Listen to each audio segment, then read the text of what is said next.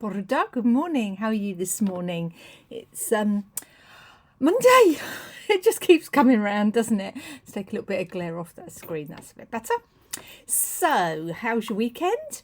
I had a lovely weekend actually, busy weekend, and yeah, I'll just dive straight in and we'll see where we go, shall we? So yesterday was the feast day of St Michael and All Angels, and sometimes it's called Michaelmas.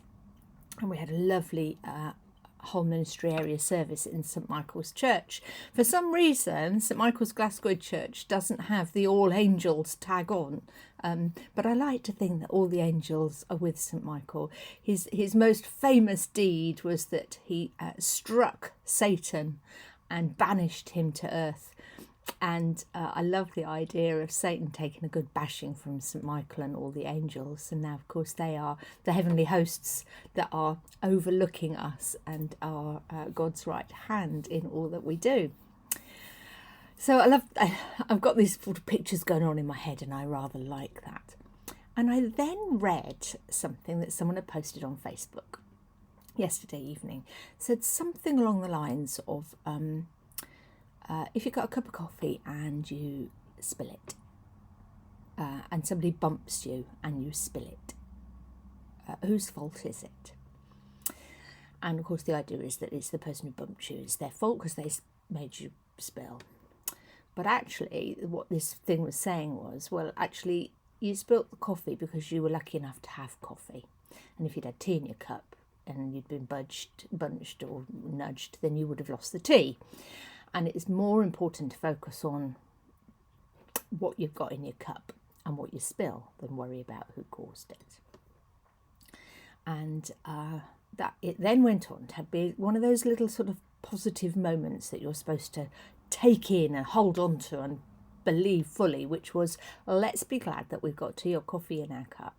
And if we consider ourselves to be the vessel, the cup, what spills out of us when somebody aggravates us or nudges us, and what are the bits that we lose out? And is it that we're topped to the brim with irritation and anger and fear, in which case if somebody gives us a nudge, those are the emotions that are going to spill out and influence everything we do?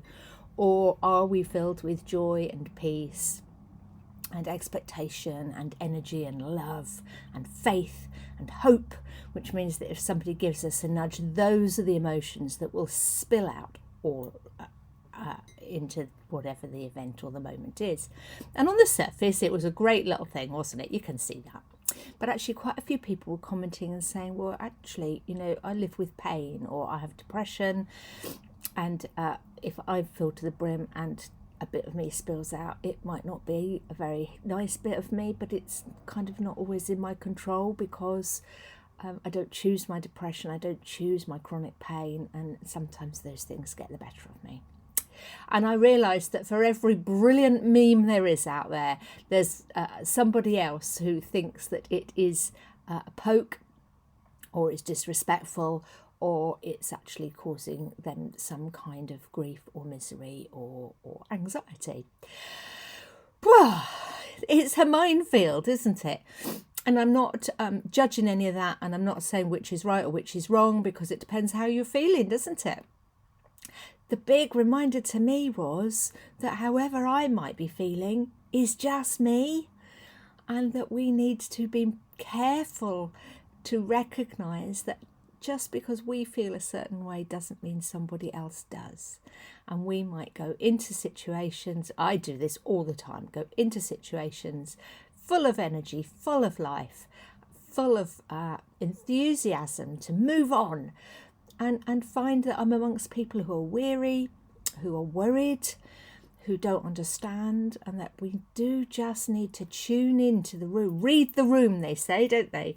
Tune in, get the feeling, understand what it is that other people are bringing into a situation, so that we can really work with people properly and not just plough through or bulldoze, but be alongside and sharing the positives we've got, but also recognising that those people who aren't feeling quite as positive as we are, or if you're somebody who doesn't feel positive about things, then we need to be alongside and making sure that we are caring and nurturing and recognising the need to offer something a little bit different. It's tough, isn't it? There is a little meme I see around all the time that says, be kind to everyone you see today because you don't know what they're carrying. And I think, yeah, it's that simple, isn't it? And of course, I turn to the Bible, I turn to the words of God, and to see what I can find, I just put my teacup down. I've not had a mouthful of my tea yet. And I go to, not Ephesians, I go to Philippians. And I go to Philippians 4, starting at verse 4, and we'll go through to the end of verse 7. And he said, the letter to the Philippians from Paul says this: "Rejoice in the Lord always. Again, I will say rejoice. You may not feel like rejoicing every day. I get that. Let your gentleness be known to everyone. The Lord is near." However we may be feeling, the gentleness that the Lord has given us must be what we offer first into a situation. I need to learn that one. And verse 6 says, "Do not worry about anything, but in everything, by prayer and supplication, with thanksgiving, let your requests be known to God." Great reminder, whatever's going on, pray. And this is the bit that we really love, and it's part of our final blessing sometimes in church. "The peace of God, which surpasses all understanding, will guard your hearts and your minds in Christ Jesus." A wonderful reminder that whatever might be going on around us, whatever might be going on inside us, the peace of God surpasses all understanding. And if we allow it in, then it will guard our hearts and our minds. And I love that. And it's a really wonderful, wonderful way to start our week. Whatever we might get this week, whatever we might be leaving behind from last week, the peace of God surpasses all understanding. And let your gentleness be known to everyone. I hope you have a good week. You know where I am. Lots of love and God bless. Bye-bye.